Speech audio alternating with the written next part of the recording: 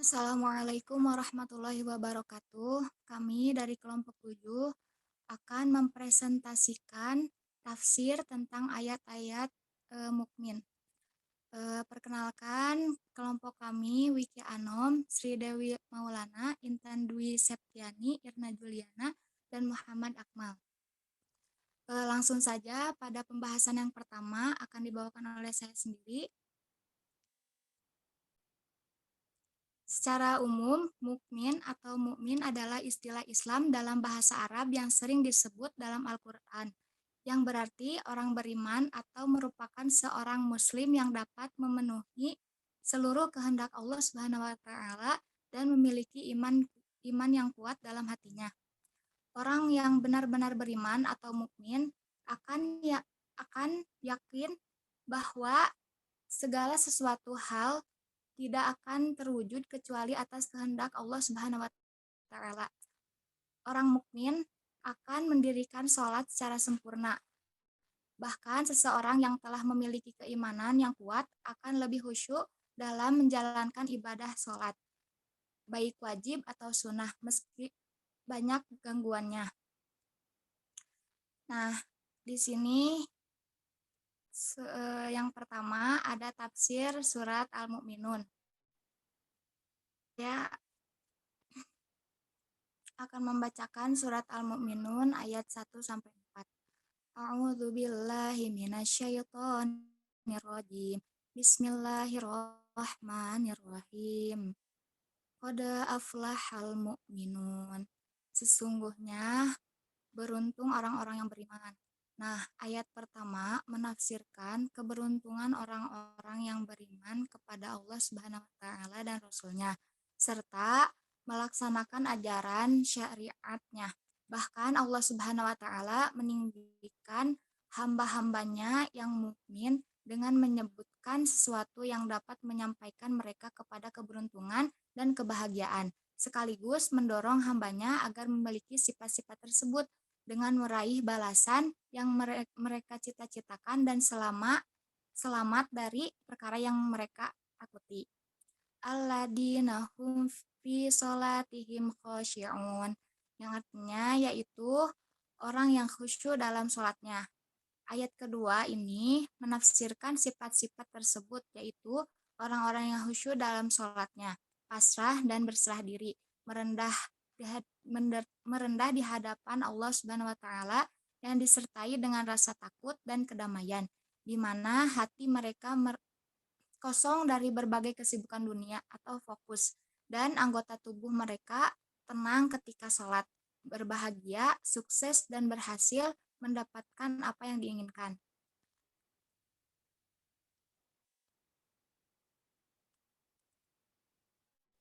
Selanjutnya, walladzina hum 'anil lagwi mu'ridun, dan orang yang menjauhkan diri dari perbuatan dan perkataan yang tidak berguna. Ayat ketiga menafsirkan orang-orang yang meninggalkan dan berpaling dari segala kebatilan, kesia-siaan, dan perbuatan atau perkataan yang tidak berguna, yang mengandung maksiat atau tidak ada kebaikannya. Walladzina hum fi zakati fa'ilun, dan orang yang menunaikan zakat. Ayat keempat menafsirkan orang-orang yang membersihkan atau mensucikan jiwa dan hartanya dengan membayar atau menunaikan zakat yang berbeda-beda jenis bentuknya. Hal ini merupakan salah satu kewajiban yang telah diperintahkan oleh Allah Subhanahu wa taala. Selanjutnya akan dibahas oleh Muhammad Akmal. Dipersilahkan. Selanjutnya ayat kelima. Alladzina hum li furujihim hafizun. Artinya, dan orang-orang yang memelihara kemaluannya. Ayat kelima menafsirkan orang-orang yang menahan diri dari apa yang tidak halal untuk menjaga kehormatan mereka, dengan cara memelihara atau menjaga kemaluan mereka dari perkara yang diharamkan oleh Allah Subhanahu wa taala, seperti perbuatan zina, homoseks, dan seluruh perbuatan keji lainnya. Yang selanjutnya, ila ala ajwajihim aw ma malakat aymanuhum fa innahum ghairu malumin. Artinya, kecuali terhadap istri-istri mereka atau hamba sahaya yang mereka miliki, maka sesungguhnya mereka tidak tercela. Ayat ke-6 menafsirkan bahwa tidak harus menjaga dan tidak akan tercela jika melakukan dengan istri-istri mereka telah melakukan akad sesuai syariat atau budak yang mereka miliki, yaitu budak perempuan, sebab pada zaman dahulu perbudakan adalah suatu yang umum.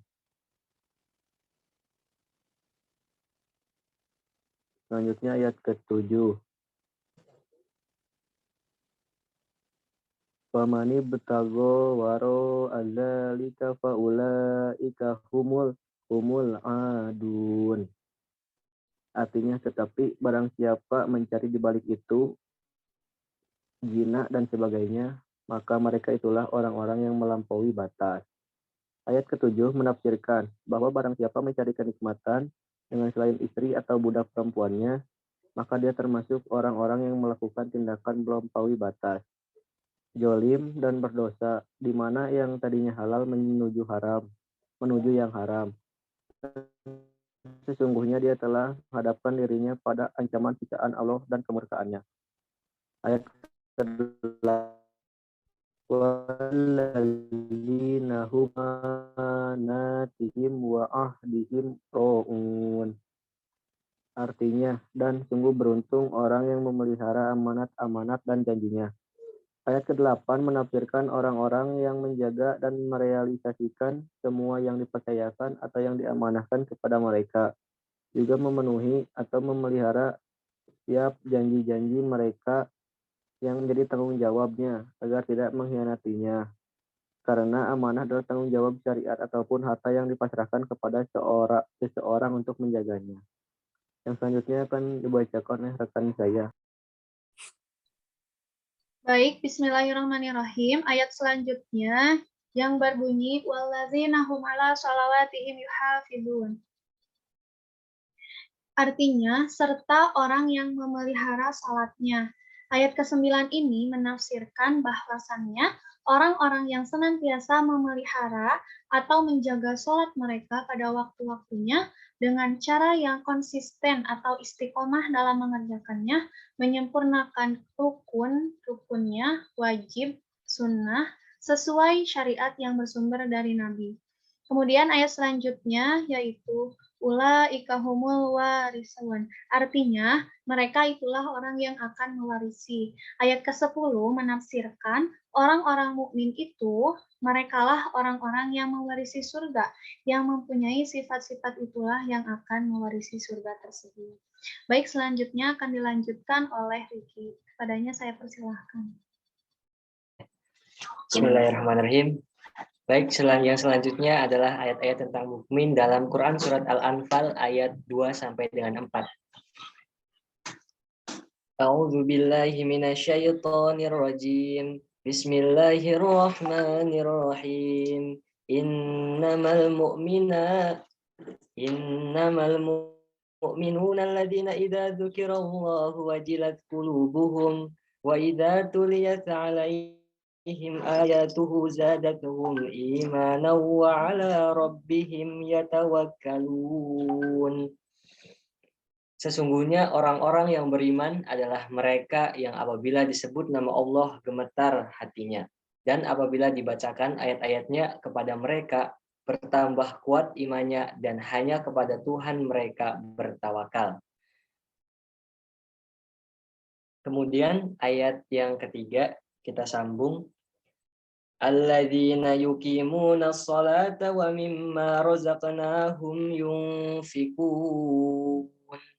Artinya, yaitu orang-orang yang melaksanakan sholat dan yang menginfakkan sebagian dari rizki yang kami berikan kepada mereka.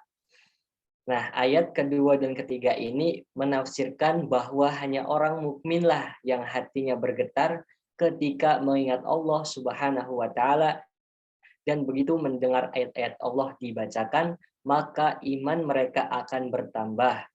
Orang-orang mukmin yang melakukan sholat dan mendapat rizki dari Allah akan membagi rizkinya dengan orang-orang yang membutuhkan. Selanjutnya.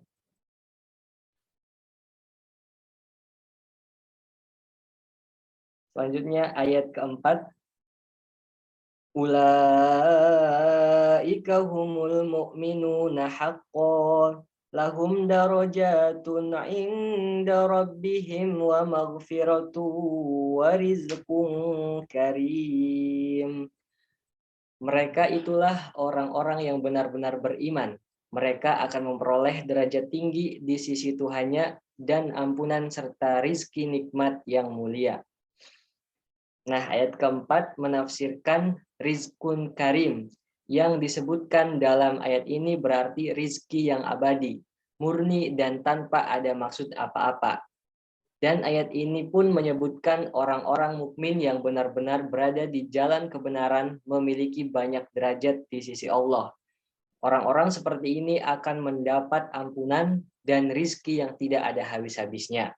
Dan satu-satunya iman yang hakiki yang mampu menyampaikan manusia ke derajat yang tinggi di sisi Allah Subhanahu wa Ta'ala. Nah, dapat disimpulkan isi kandungan surat Al-Anfal ayat 2 dan 4 adalah ayat 2, 3 dan 4 adalah orang beriman akan bergetar hatinya apabila disebut nama Allah. Orang yang melaksanakan sholat dan menginfakkan sebagian rizki yang diberikan oleh Allah Subhanahu wa Ta'ala adalah ciri-ciri orang yang benar-benar beriman. Baik, selanjutnya akan dilanjutkan oleh Intan. Baik, selanjutnya ada Quran Surat Al-Hujurat ayat 10. Innamal mu'minuna ikhwatun fa'aslihu baina akhwaikum wattaqullaha la'allakum turhamun. Artinya orang-orang beriman itu sesungguhnya bersaudara. Sebab itu damaikanlah antara kedua saudaramu itu dan takutlah terhadap Allah supaya kamu mendapat rahmat. Ayat tersebut menafsirkan bahwa kita sebagai umat muslim hendaklah menjaga hubungan antar sesama. Sesungguhnya kita semuanya adalah bersaudara yang tidak saling menzalimi, tidak saling memburukan, tidak mencela dan tidak pula saling memperpanjang masalah. Oleh karena itu, pereratlah hubungan tali persaudaraan kita, serta bertakwalah kepada Allah supaya kita mendapat rahmat, antara lain rahmat persatuan dan kesatuan. Maka bertakwalah kepada Allah, sesungguhnya Allah itu Maha memberi ampunan kepada orang-orang yang mau bertaubat di jalan yang benar dan mengakui segala kesalahannya serta dosa-dosanya yang telah mereka perbuat selama ini. Selanjutnya ada Quran Surat Hud ayat 24. Masalul fariqaini kal a'ma wal as-sami wal basiri was sami. Hal yastawiyani masala afala tadzakkarun. Artinya, perbandingan kedua golongan itu, orang-orang kafir dan orang-orang mukmin, seperti orang buta dan tuli, dengan orang yang dapat melihat dan dapat mendengar. Adakah kedua golongan itu sama keadaan dan sifatnya? Maka tidaklah kamu mengambil pelajaran daripada perbandingan itu. Ayat tersebut menafsirkan bahwa Allah Subhanahu wa Ta'ala menjelaskan perumpamaan kedua golongan itu, yaitu golongan orang-orang kafir dan orang-orang mukmin adalah seperti orang buta dan tuli dengan orang-orang yang melihat dan mendengar. Orang tuli yang kehilangan indera pendengarannya tentu tidak dapat menangkap ilmu pengetahuan yang menjadi unsur pembeda antara manusia dan hewan.